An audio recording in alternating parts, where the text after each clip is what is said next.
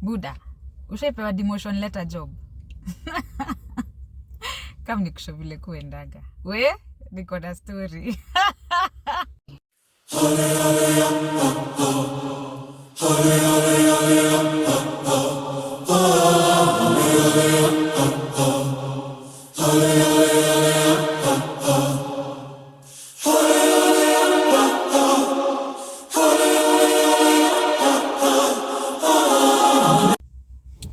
The year was 2019.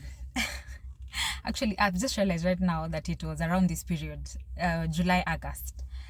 And I remember on this particular morning, there was a duty we were to carry out at the branch. I was working at the bank. And we needed time before branch opening time to be able to carry out this duty. But home is traffic, because on that day, in as much as I'd purposed to get to work early, there was so much traffic. So getting there late really disoriented all of us. So in the process of trying to sort out this thing that we were doing, a very senior staff walks into the branch. She's come to carry out her own personal transaction. And when I say senior, I mean senior. And she walks in and she's observing all the chaos. And there were so many things that were not in place that at that moment when she walked in. For example, like the guard was not at the door. So she had to open the door herself and, walk in. The guard there's something he was filling out at his desk. And then we were short-staffed. So there was, the person who was there to serve her was somebody we had borrowed from another branch who did not yet have, system rights to start operating. And then the other big thing that, was the cause of this whole, that caused all the problems now, which I will not disclose, is something that had to do with me. And this thing happened as it was, not because I was incompetent or negligent, but because of the current circumstances, in that moment. And when she walked in, she asked me, what's going on here? And I told her what we were trying to do. And she just looked at me, and that look, I'll never forget it.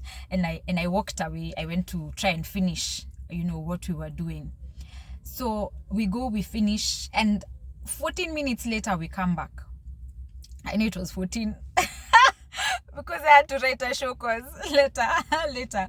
So anyway, when I come back, I sit at my desk and I'm trying to settle into the day and begin. I open my emails, bro. Nilipata email mrefu hapo. Email copied the managing director, the executive director, the head of risk and compliance, my boss, an email from this lady reporting me for, what had happened that morning, what she had observed, and her instructing my boss to take action against me because it was unacceptable, whatever had happened. Ushaichoka. Summer exhaustion. And I'm sitting there, I'm reading this email. I'm like, am I dreaming? Is this really happening? And my heart is doing all these palpitations. And my boss calls me and he's like, Manze, Karombo no mechoma hivo. I'm like, Manze ni mechoma aje aki. And I'm trying to explain to him what exactly had happened. And so I am, of course, my day is completely thrown off. I'm not concentrating. I'm just waiting. I was waiting for a summary dismissal because now I don't know what's going to happen. So later on, my boss comes in and he has a letter, and it's a demotion letter. So the letter says that I am to report to another branch where I will be under another manager as an assistant manager.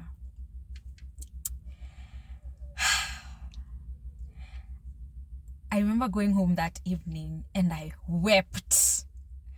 And I was like, God, Mimi Sasa, with all my, the thing about me is I'm a really hard worker, and when I'm passionate about something, I'll go all in. Generally, if I'm into something, I'm either in or out, like all or nothing.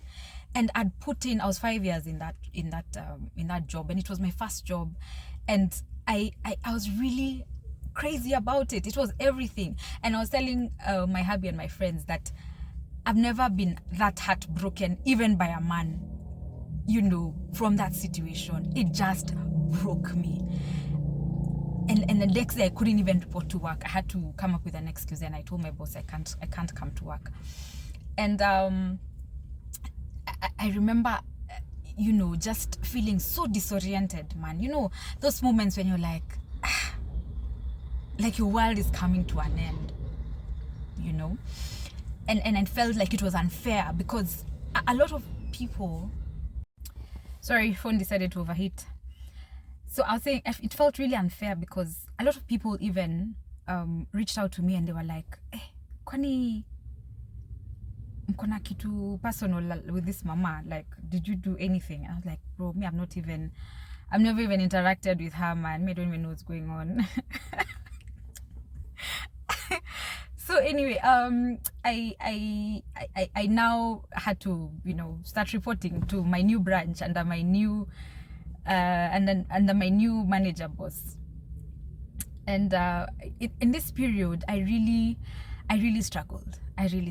And I became very nonchalant. I became very demotivated. I'd do, my hours, come on time, leave on time, nothing extra, nothing, totally unlike, the kind of performer that I had been.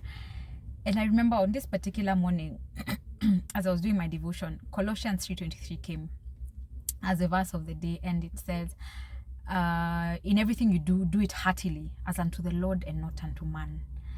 And this really rebuked me because I realized, it came to my remembrance that this job had been given to me by God. The salary that I was getting every single month was because of the blessing of this job from God. So I needed to give back and put in my hours as I had been before, and put in my phone overheated and then went off. Anyway, so as I was saying, I had to come back to that place of doing my best and putting my best foot forward, because working half-heartedly, I think, as I said, was plain exhausting for me. So I tried to get back on track. And then, in that period, it was before our wedding. Our wedding was in about 4 or 5 months. It turned out to be a blessing in disguise, being now in this new branch, because it was in CBD and I could do a lot of things during my lunch hours in terms of planning for the wedding. So I really took advantage of that. I chose to see the positive side of it. And then I just kept on. I continued. I tried to, continue with gaining visibility in the institution, just being me, because I didn't want to go any other way. And then additionally, I had told myself that whenever I'd told God actually that the time I leave this job, I want to leave gracefully. When the time comes, I want to leave gracefully. I don't want, because I've seen people leaving, being fired, resigning because they're angry. A lot of you carrying a lot of bitterness to the next place. I didn't want that. So when this whole thing was happening, I was like, Yani God, even though I cooking a crumble, because at some point I was job hunting every single morning. Like I'd come to work to hunt for a job. And of course the job didn't come. So in this moment, trying to gain balance, I spoke this, to myself again, to tell myself, no, this is not how this cookie crumbles. So I continue serving. December comes. I'm in that branch. So for like 5 months, 6 months. And I remember it was on December, and I journaled it. I've just read it a few minutes ago. I was still sorry. I was coming home from work. I remember I was just at my door, and I was walking in, and I see my phone ringing. It's the executive director at the time calling me, and he says, I need you to take over that branch. Your manager right now, I'm taking her to another branch. And I was like, what? Okay, I was low-key, like not ready, but I was like, after all that pain, and I was like, what happened? And then he said, you just do it. And that's how I was reinstated, back to my original position. and I took over the branch. Now, the other part of this is, on that same day, that was a very eventful day, in the evening, my hubby was not feeling well, so we went to hospital. I took him to hospital, and we were at the reception waiting to be served. It wasn't too bad. And then we're seated at the reception. Guess who checks in? My favorite madam. She walks in and she's so ill. She had to go, like, be treated as emergency. Like, she goes through reception quickly and she immediately goes to be checked, in front of, before everyone else who was in the queue. And me, I'm looking at her and I'm telling my hubby, that's her. And he's like, oh, okay. And I don't know if she saw me, but I saw her for sure. And I totally ignored her because what are we talking about? I'm not about to approach you or, anything. And I remember my husband was actually pissed off. He was pissed off at me and he asked me, what are you doing? Like, to him, I should have just gone and said hi to the woman or, offered some consolation because she was so ill. Me, in my mind, what I wanted to tell her was, Bethe ujue nilipigiwa simu leo and I've been reinstated. Like, that was what was going through my head because I was still bitter. I had not healed, that part. And when my hubby said this, I was like, are you crazy? But later, when we went back home that evening, I remember being so convicted and feeling so bad that I had not actually reached out to this lady. I had not taken that opportunity to be the bigger person. And that's when I journaled and I told God to really take care of my heart because I needed to heal. I needed to let go of any anger and any bitterness that I was holding because it would only eat me up. And on a general scale, I don't thrive in conflict, or like when I know I have an issue with somebody, I like to solve it. I'm not the kind of person who will just bury things and forget about them. So I left it to God that evening. Fast forward into a few months later, I remember I was on leave and she kept coming to my mind. And I just felt an urging to reach out to her. But then I was wondering, what will I even say to her? I mean, why am I even, what? And I did reach out to her. I texted her and I told her, hi, I saw you a couple of weeks ago at the hospital. You didn't look too well. I thought I should check up on you and, see if you're fine. And surprising, I didn't know what to expect. She responded. She was so warm.